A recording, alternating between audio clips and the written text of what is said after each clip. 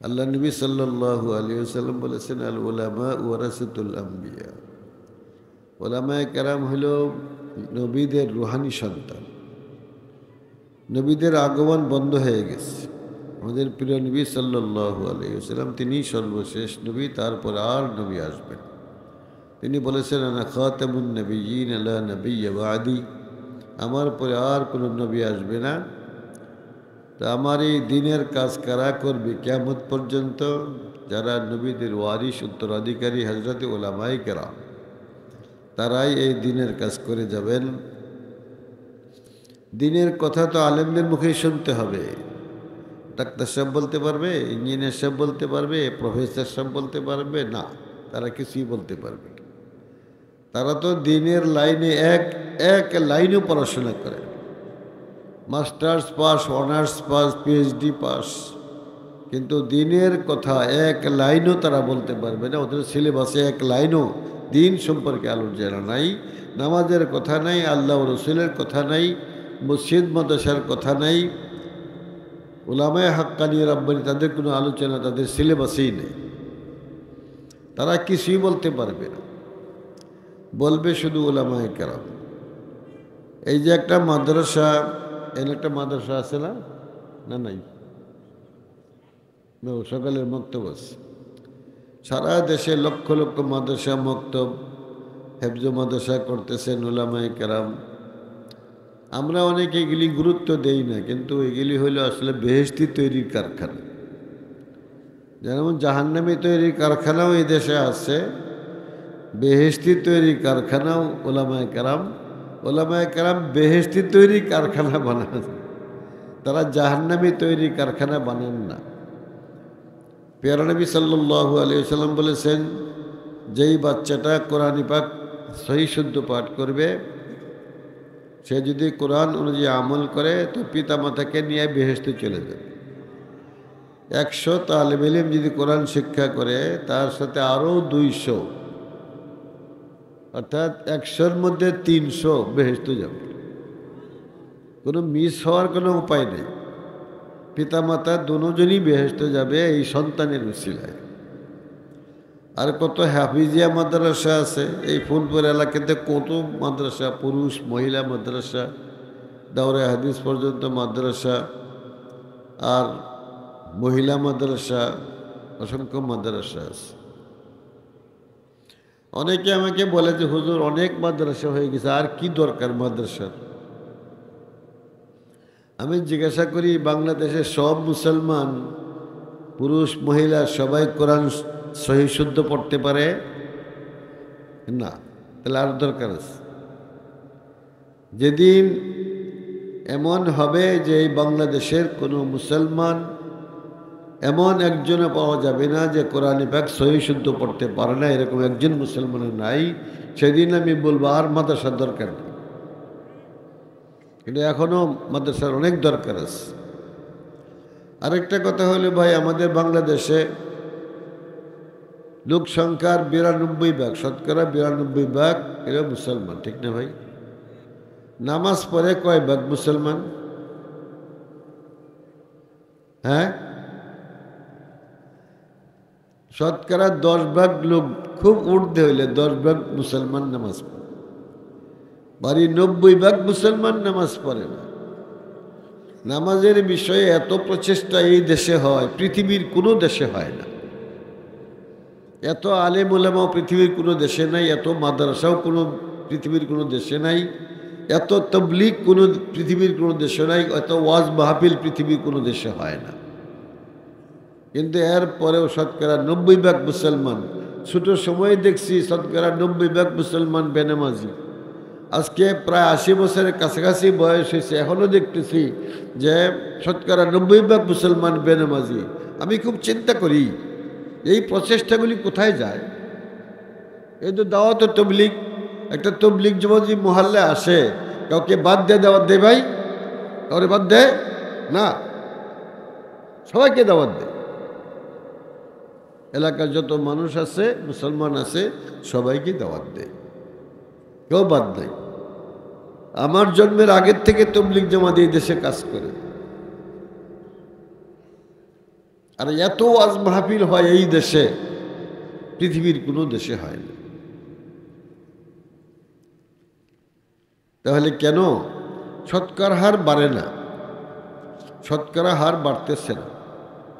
95% মুসলমান রোজা রাখে না। আর যে জাকাতও দেয়, কেউ হিসাব করেও দেয় না, আন্দাজি মান্দাজি জাকাত দেয়া দেয়। আর হজও করে অনেক মানুষ, মুসলমান আছে ধনী মানুষেরা, সব ধনীরা হজও করে না। তারা চিন্তা করে এত টাকা পয়সা ব্যয় হবে, আচ্ছা এই বছর না পরের বছর, পরের বছর না তার পরের বছর যাবো, এরকম। প্রিয় ভাইয়েরা আমার, মানুষের সম্পদের কোনো গ্যারান্টি নেই, না আছে? হায়াতের কোনো গ্যারান্টি আছে? না। আমাদের ময়মনসিংহ বড় মসজিদের বড় হুজুর, অনেকে তো দেখছেন না? কেটে কেটে দেখছেন, হাত তুলে দেখাচ্ছে দেখি। আচ্ছা, আলহামদুলিল্লাহ। আপনাদের এলাকার লোকই তো, এই এলাকার লোকই তিনি।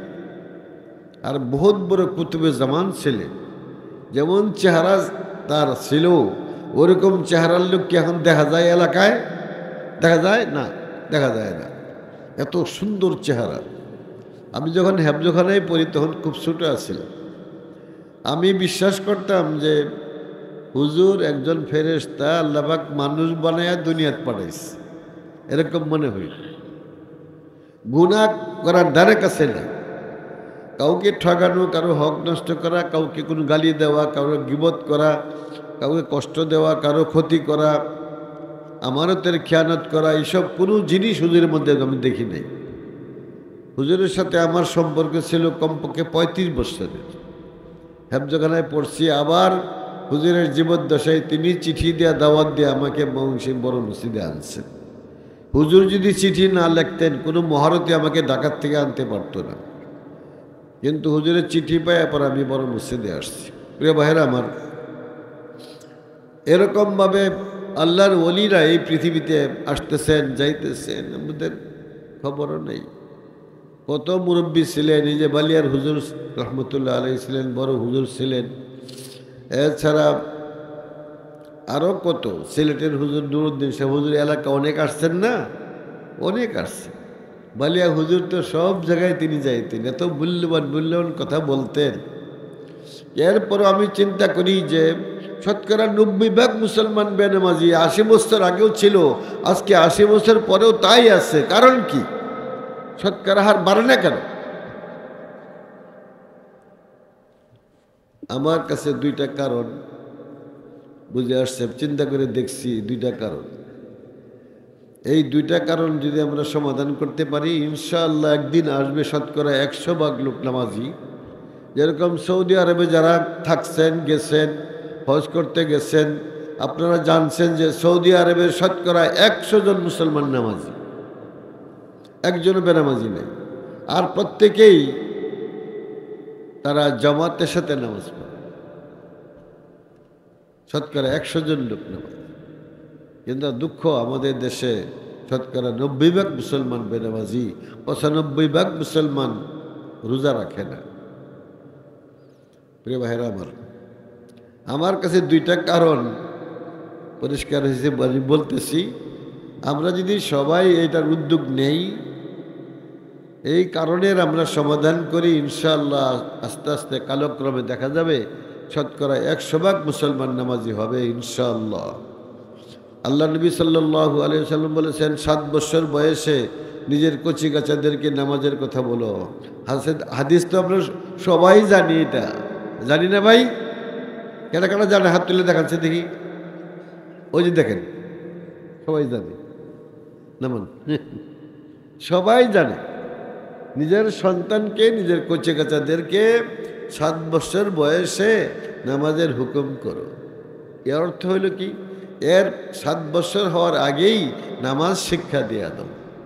নামাজ যদি না শিখে তাহলে নামাজ পড়তে পারবে না? পড়তে পারবে, কিন্তু আমরা দায়িত্ব পালন করি না। আমরা দায়িত্ব পালন করি না। আমরা 5 ভাই 5 বোন ছিলাম। আমরা সবাই প্রাইমারি পড়ছি। প্রাইমারি পড়লে কি হবে? 7 বছর বয়স থেকে আমি নামাজ পড়ি। আমরা 5 ভাই 7 বছর বয়স থেকেই নিয়মিত নামাজি। আমাদের গার্জিয়ান ছিলেন সচেতন, দায়িত্বশীল।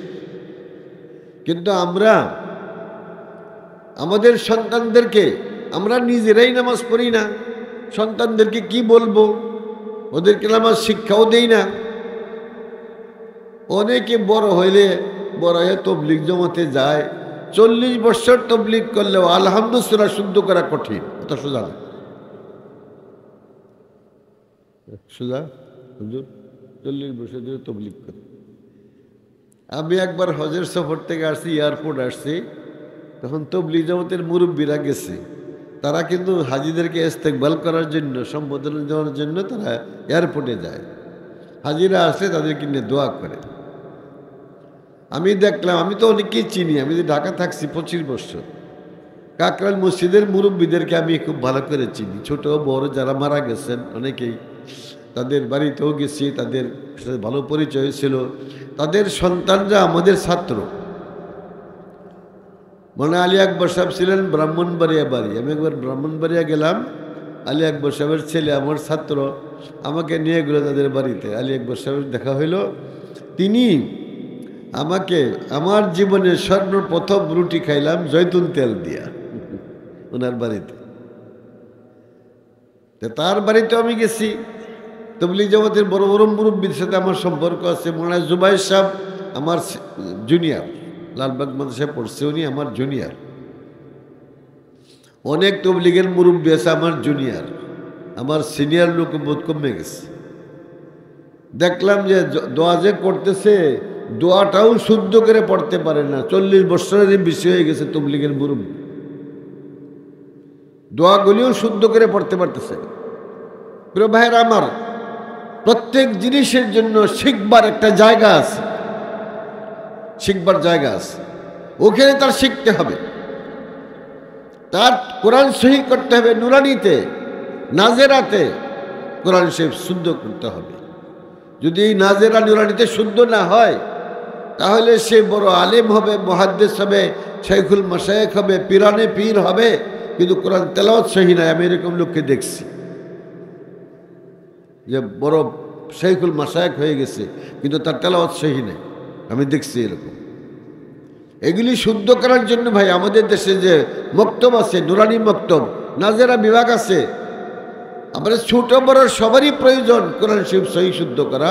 কোরআন যদি সহি শুদ্ধ না হয়, নামাজ সহি হবে না। ঠিক কিনা হুজুর? হ্যাঁ, মিশাতে কইছি। তেলাওয়াত যদি সহি না হয়, নামাজ সহি হবে না। কাজেই বুড়া জোয়ান বাচ্চা সবার জন্যই জরুরত পরিমাণ কোরআন শুদ্ধভাবে পাঠ করা, এটা ফরজে আইন, শিখতে হবে এটাকে। এই কথা মনে করে যে আমি তো বুড়ো হয়ে গেছি, এখন আর কি শিখবো, আল্লাহ মাফ করে দিব না। আল্লাহ নবী সাল্লাল্লাহু আলাইহি সাল্লাম বলেছেন, তালাবুল ইলমি ফরিদাতুন আলা কুল্লি মুসলিম। জরুরত পরিমাণ ইলমি দ্বীন হাসিল করা প্রত্যেক মুসলমান, যুবক বৃদ্ধ শিশু সহ সব মুসলমানের জন্য জরুরত পরিমাণ ইলমি দ্বীন শিক্ষা করা ফরজে আইন। যেরকম নামাজ ফরজে আইন, নামাজের মতোই জরুরি। আমরা প্রত্যেকেই চেষ্টা করব, নিয়ত করে ফেলি, বৃদ্ধ বয়সেও ভাই কোরআন শিক্ষা করা যায়। আর আপনারা তো জানেন, বড় মসজিদের ইমাম সাহেব হুজুর মাওলানা ফয়জুর রহমান রহমতুল্লাহ আলাই, উনি বৃদ্ধ হইয়া কোরআন মুখস্থ করছেন। 50 বছরের বেশি বয়স হয়ে উনি কোরআন মুখস্থ করছেন। হুজুরের পিছনে আমি খতমে তারাবি পড়ছি। আমি যখন হেফজখানায় পড়ি, তখন হুজুর খতমে তারাবি পড়াইছেন, হুজুরের পিছনে খতমে তারাবি পড়ছি। আগে হাফেজ ছিলেন না, বৃদ্ধ অবস্থায় কোরআন মুখস্থ করছে। আমরা কোরআন কি দেখে দেখেও পড়তে পারবো না? সবাই পারবে। শুকনার মধ্যে নৌকা ডুবাই দিবেন না যে আমি তো পারবো না, কেন চেষ্টা করতে? শুকনার মধ্যে নৌকা ডুবাই দিবেন না যে আমি তো পারবো না, কেন এগুলি করতে যাব? না না, পারবেন। পারবেন না কেন? শয়তানের ঢোকা। যে কোনো বয়সের লোক কোরআন শিখতে পারে। আল্লাহ কোরআন মুখস্থ করা কেউ সহজ করে দিছে। বলেছেন, ওয়ালাকাদ ইয়াসসারনাল কুরআনা লিযিকরি ফাহাল মিন মুদ্দাকির। আমি বড় হুজুরকে দেখছি ভাই, আমার তো দীর্ঘদিনের ছোটবেলা থেকে হুজুরের সাথে আমার সম্পর্ক। আমি দেখছি বৃদ্ধ বয়সেও যুবক বৃদ্ধ সবাইকে বলতেন, তোমরা কোরআন মুখস্থ করো। সুবহানাল্লাহ। তিনি যেরকম বৃদ্ধ বয়সে কোরআন মুখস্থ করছেন এবং সবাইকে বলতেন, তোমরা কোরআন মুখস্থ করো। সুবহানাল্লাহ। অনেক উৎসাহ আছে। আমার জানা মতে ময়মনসিংহ শহরে একজন উকিল আছিল, ইনকাম ট্যাক্সের উকিল আছিল, তার নাম উকিল মুসিহুর রহমান। আমি দেখছি উকিল ওকালতি করছে, বড় হুজুরের পরামর্শে এই ওকালতি অবস্থায় কোরআন মুখস্থ করে ফেলছে। সে যাই হোক, আমরা সবাই চেষ্টা করব কমপক্ষে আলহামদু সূরা আর সাথে কমপক্ষে 2টা সূরা ছোট ছোট শুদ্ধ করে পড়তে পারবো না? আরে ভাই, কত আজে বাজে কথা মুখস্থ রাখি, কত গান মুখস্থ করি, কত কিচ্ছা কাহিনী মুখস্থ রাখি, আল্লাহর কালাম মুখস্থ করা আমরা এটাকে অসম্ভব মনে করি, আর এই বিষয়ে আগ্রহ করি না। প্রিয় ভাইরা আমার, মনে রাখবেন কোরআনে পাকে আছে, যারা কোরআন মোটেই পড়তে পারে না, মোটেই পড়ে না, তাদের বিরুদ্ধে আল্লাহ পাকের সেই দরবারে, আল্লাহ পাকের আদালতে আল্লাহর নবী মামলা করবেন। মামলা করতে হলে আরজি লাগে, আরজি লেহন লাগে। যে মামলা করতে চায় উকিলের কাছে যায়, উকিল একটা আরজি লিখে দেয়। এই আরজিটা কোরআন শরীফে আছে। وقال الرسول يا ربي إن قوم اتخذوا هذا القرآن مهجورا।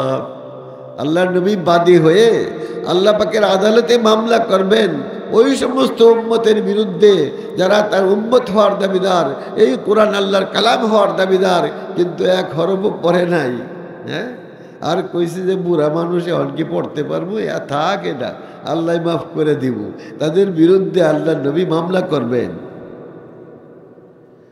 বলে নিয়ে হে রব্বুল আলামিন, এই সমস্ত মানুষ আমাকে নবী হওয়ার দাবিদার, এরা এই কোরআন তোমার কালাম হওয়ার দাবিদার, কিন্তু জীবনেও এক হরফও পড়ে নাই কোরআন। আমি এটার বিচার চাই। বিচার চাবে। ওই দিন কি টাকা পয়সা দিয়ে মুক্তি পাওয়া যাবে? দল বল থাকলে এটা নিয়ে হাজির হইলে দলে যদি কইলাম সব মুক্তি দিয়া দেন, আল্লাহর কাছে যদি বলে, তাহলে এই দলবল নিয়ে গেলে কি আল্লাহ তাকে মুক্তি দিবেন? এই আশা করা যায় না। না, কোনোভাবেই মুক্তি পাবে না, নির্ঘাত তার শাস্তি হয়ে যাবে।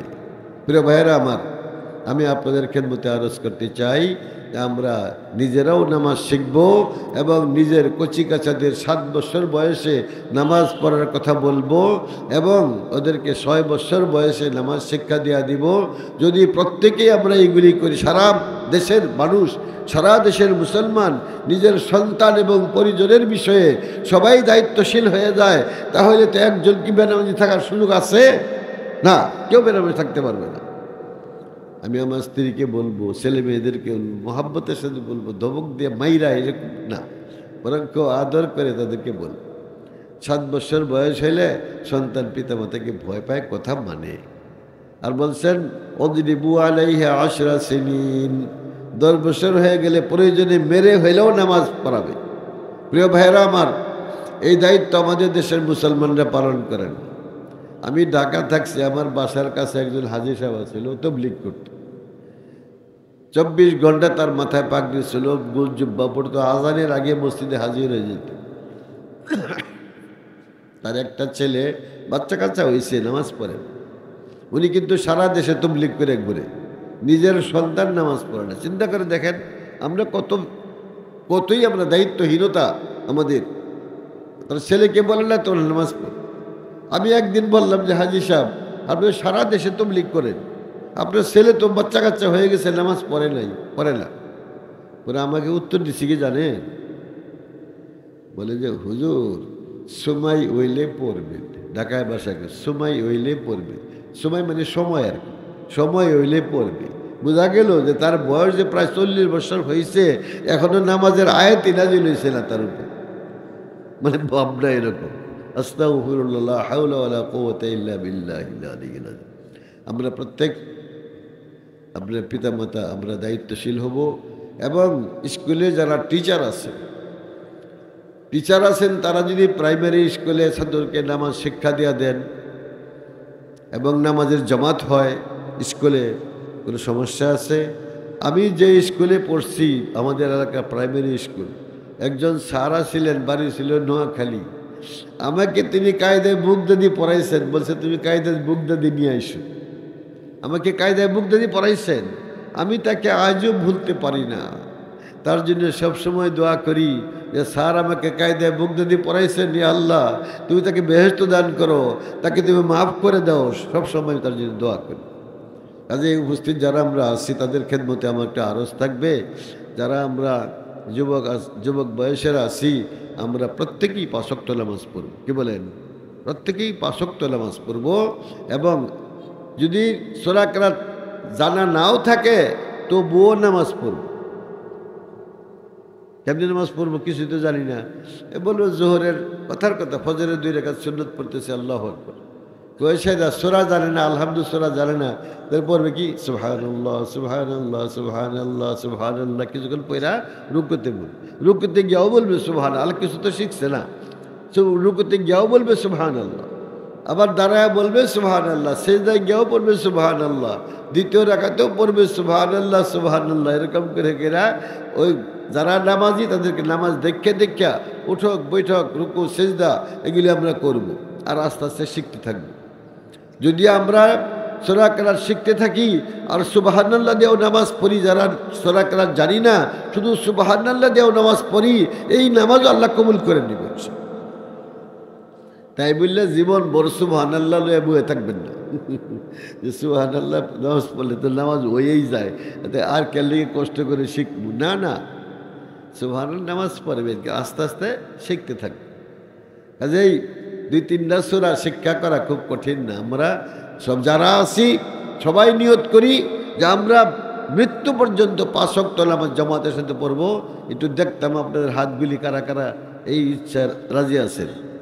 আচ্ছা, আলহামদুলিল্লাহ আলহামদুলিল্লাহ আলহামদুলিল্লাহ। আমি তো সব বিভিন্ন মাহফিলে যাই, সবাইকে আমি এই নামাজের দাওয়াত দেই এবং গার্জিয়ানদেরকেও বলি যে আপনারা সন্তানদেরকে নামাজের কথা বলেন। যদি আমরা এরকম বলতে থাকি, আমি আশা করি 10 বছর যদি আমরা গার্জিয়ানরা সচেতন হই, তাহলে শতকরা হার বাইরে যাবে, হইতে পারে শতকরা 20 ভাগ নামাজি হবে, 40 ভাগ নামাজি হবে, হবে কি না বলেন? নামাজি হয়ে যাবে। আমরা সবাই সচেতন হই, দায়িত্ব পালন করি। আল্লাহ পাক বলেছেন, আলা কুল্লুকুম রাইন ওয়া কুল্লুকুম মাসউলুন আন রাইয়াতিহি, তোমাদের প্রত্যেককে যারা কালিমা পড়ছে প্রত্যেক মুসলমান দায়িত্বশীল, তার দায়িত্ব সম্পর্কে জিজ্ঞাসা করা হবে। যে দায়িত্ব পালন করলো কিনা জিজ্ঞাসা করা হবে, আল্লাহ পাক জিজ্ঞাসা করবে। এই জন্য আমরা সবাই নিয়ত করবো 5 ওয়াক্ত নামাজ নিজেরাও পড়বো। ভাই শুধু নিজে পড়ে সন্তুষ্ট থাকবেন না, আমার সন্তানাদি নামাজ পড়ুক, আমার বন্ধুবান্ধব নামাজ পড়ুক, আমাদের সাথে যাদের সম্পর্ক আছে, কর্মচারীরা আছে, সবাইকে সুযোগ দিব, যাও নামাজ পড়ে আসো। একটা ঘটনা কয়ে শেষ করতেছি। ঢাকার রাজধানীতে থাকছে আমি 25 বছর। অনেক লোক আসে আমাকে বলতো, হুজুর অমুক কারখানায় চাকরি করি, অমুক ইন্ডাস্ট্রিজে চাকরি করি, যেগুলির মালিক হিন্দু এবং খ্রিস্টান, তারা আমাদেরকে বলে যে তোমরা নামাজের সময় নামাজ পড়ে আসবা, পড়ে আস। আর মুসলমান মালিক যারা, তারা বলে আমার কারখানায় কাজ করলে নামাজ যদি পড়ো আমার কারখানায় চাকরি থাকবে না। চিন্তা করে দেখেন কত দুঃখজনক বিষয়। এই সমস্ত কাজ আমরা না করি, কারণ আমার কর্মচারীদের নামাজের সুযোগ দেওয়া দেই, ইনশাআল্লাহ তার ব্যবসার মধ্যে বরকত হবে, এর মধ্যে কোনো সন্দেহ নেই। প্যারা নবী সাল্লাল্লাহু আলাইহি ওয়াসাল্লাম বলেছেন, যে ব্যক্তি 5 ওয়াক্ত নামাজ পড়বে আল্লাহ পাক তার জন্য হালাল জীবিকার ব্যবস্থা করে দেবেন, হালাল চাকরির ব্যবস্থা করে দেবেন। আমাদের মাদ্রাসাগুলিতে হেফজখানা নুরানি সহ সবাই 5 ওয়াক্ত নামাজ পড়ে। নামাজ পড়ে না? সবাই নামাজ পড়ে। কোনো কোরআন শরীফ সহি করে পড়তে পারে কোনো হাফিজে কোরআন, কোনো আলিমে দিন বাংলার জমিনের নিচে বেকার দেখাইতে পারবেন? কেউ পারবেন? আছে হুজুর? না, বেকার নেই, কেননা 5 ওয়াক্ত নামাজ পড়ে। আমি এই জন্য কলেজ ইউনিভার্সিটি পড়ুয়া, honours masters pass, PhD pass, তারা বেকার। 3 সপ্তাহ আগে পত্রিকায় দেখলাম যে মাস্টার্স পাস এই দেশে 26 লক্ষ মুসলমান বেকার। 26 লক্ষ। কোনো সরকার কিয়ামত পর্যন্ত চেষ্টা করলেও এদেরকে চাকরি দিতে পারবে না। আমি কিন্তু বিভিন্ন মাহফিলে বলি যে বাজান তোমরা 5 ওয়াক্ত নামাজটা পড়ো, নামাজ শিখো, 5 ওয়াক্ত নামাজটা পড়ো, আল্লাহ পাক তোমাদের জন্য হালাল চাকরির ব্যবস্থা করে দিবেন। এর মধ্যে বিন্দুমাত্র সন্দেহ নাই। আল্লাহ পাক আমাদের সবাইকে আমল করার তৌফিক দান করুন। আমি যে অসুস্থ আর হুজুর বসা আছেন রংপুরি হুজুর, উনি তো রং দিয়ে কথা বলবেন।